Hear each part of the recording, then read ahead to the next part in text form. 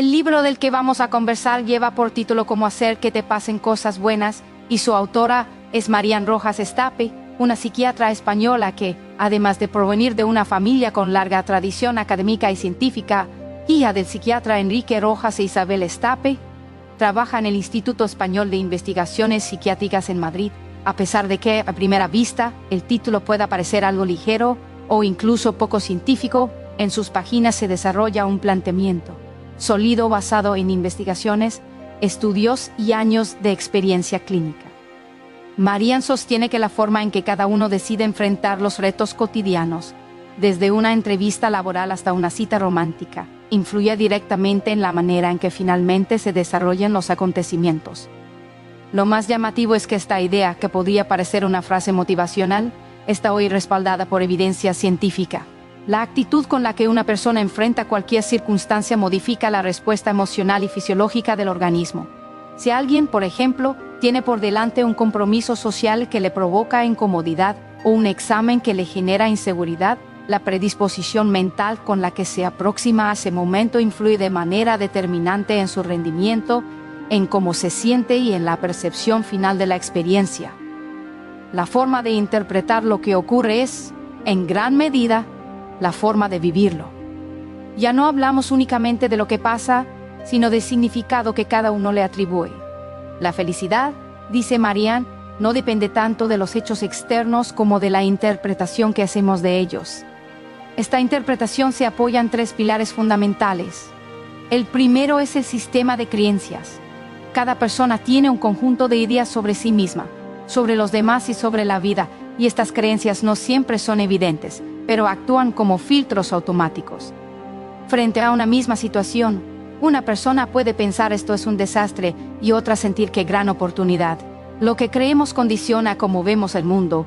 Hay quienes suponen que los demás están en su contra y otros interpretan que la mayoría actúa con buena intención. Todo ello, aunque parezca natural, son construcciones mentales que se han desarrollado a través de los años y que pueden limitar o potenciar la forma de vivir. Pero el segundo pilar tiene que ver con el estado de ánimo. La diferencia entre nuestra mejor versión y nuestra peor versión no radica en un cambio estructural, sino en cómo nos sentimos internamente. Cuando uno está desanimado, saturado o bloqueado por el estrés, cualquier obstáculo parece enorme. Por el contrario, cuando el estado emocional es equilibrado, incluso los desafíos más complejos se perciben como manejables. Lo que sentimos altera nuestra interpretación del mundo y nuestra capacidad de respuesta. El tercer pilar está relacionado con el impacto directo de las emociones en el cuerpo. Una de las ideas más revolucionarias del libro es la relación que existe entre los estados emocionales y el funcionamiento del organismo. Hoy sabemos que los pensamientos generan emociones y que éstas, a su vez, producen cambios en el sistema nervioso, en la sangre, en las células e incluso en la expresión de los genes.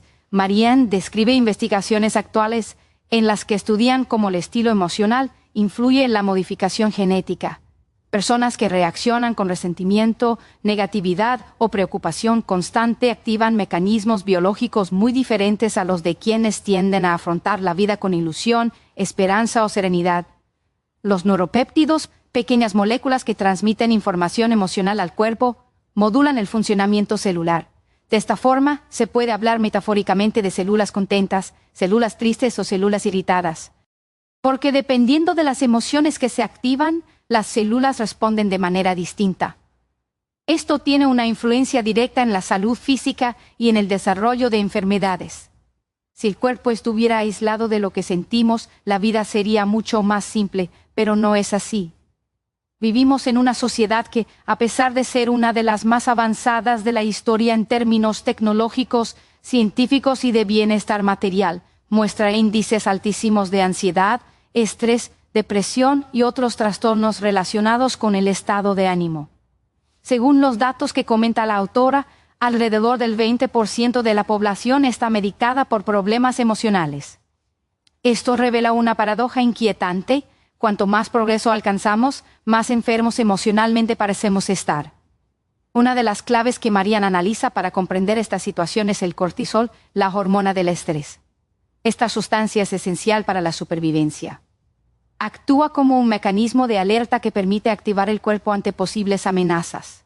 Normalmente, el cortisol sigue un ritmo natural. Por la noche se mantiene bajo, sube lentamente mientras dormimos y alcanza su punto máximo por la mañana, ayudándonos a despertar y estar activos. Sin embargo, cuando alguien vive constantemente en estado de alerta, preocupado porque puede perder el trabajo, porque no llega a fin de mes, porque teme enfermar, porque se angustia por el futuro de sus hijos, el cortisol deja de funcionar de forma cíclica y comienza a permanecer elevado durante demasiado tiempo.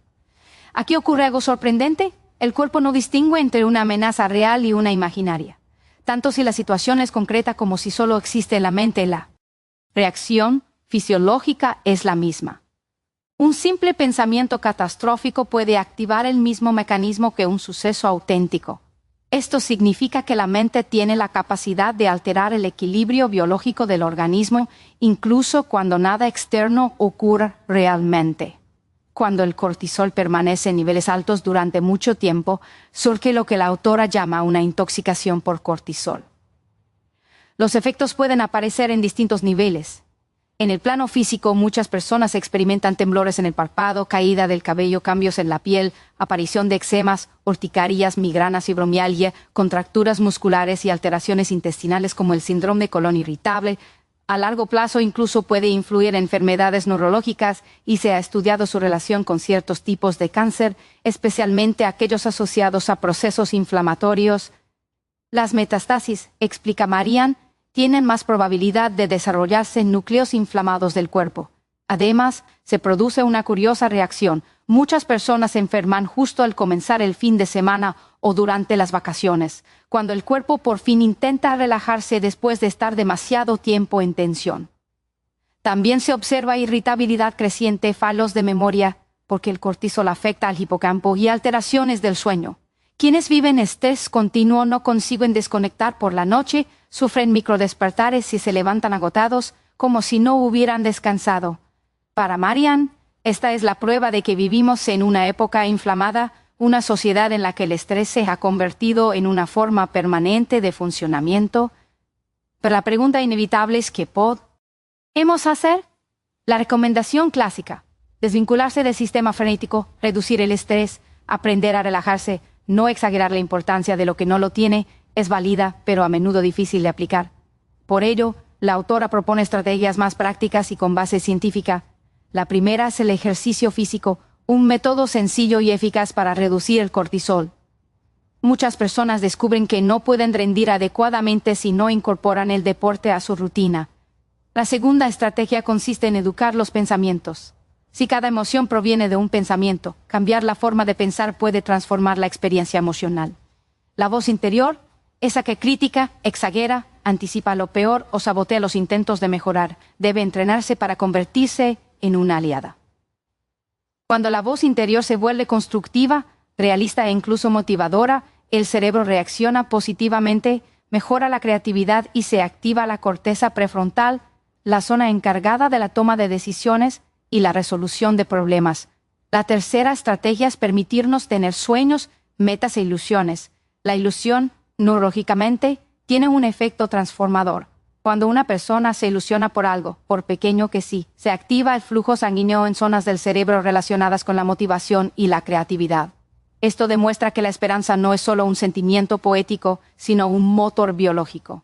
Otra herramienta importante es la meditación o el mindfulness. Aunque hoy se hable mucho del tema, Marian invita a un enfoque sensato. Vivimos en una sociedad hiperestimulada, en la que niños y adultos reciben más información de la que su cerebro puede manejar. Por eso, practicar actividades que nos devuelvan al presente, que reduzcan los estímulos y que nos enseñen a respirar y observar puede ser fundamental para equilibrar el sistema nervioso. Un elemento clave en el deterioro emocional actual es el uso excesivo de pantallas. El smartphone ha transformado la estructura del cerebro a pasos acelerados. Muchos médicos señalan que este fenómeno puede llevar a lo que llaman demencia digital, una disminución de la capacidad de atención y memoria provocada por el uso constante de dispositivos electrónicos. Las notificaciones, las redes sociales y el consumo de gratificación inmediata producen una activación neuronal similar a sustancias adictivas como la cocaína o la heroína. Esto no significa que el teléfono sea dañino en sí mismo, sino que el uso compulsivo y sin límites está interfiriendo en nuestra estabilidad mental. Desconectarse del móvil, activar el modo avión y permitir que el cerebro se regenere puede generar, al principio, ansiedad, pero con el tiempo produce una sensación de libertad y autodominio. También se explora la relación entre el estrés prolongado, la inflamación cerebral y la depresión. Hoy se sabe que algunas depresiones podrían tener un origen inflamatorio fruto de estados de alerta permanente. Nuevos fármacos antiinflamatorios, distintos al ibuprofeno, están siendo estudiados porque parecen ayudar a reducir estos estados depresivos. Además, se recomienda el consumo de omega 3, un antiinflamatorio cerebral natural que ha demostrado beneficios para personas con depresión, trastorno bipolar o esquizofrenia. A lo largo del libro se ofrecen ejemplos prácticos. Una oyente pregunta qué hacer cuando en casa grita constantemente por problemas domésticos y su familia se queja.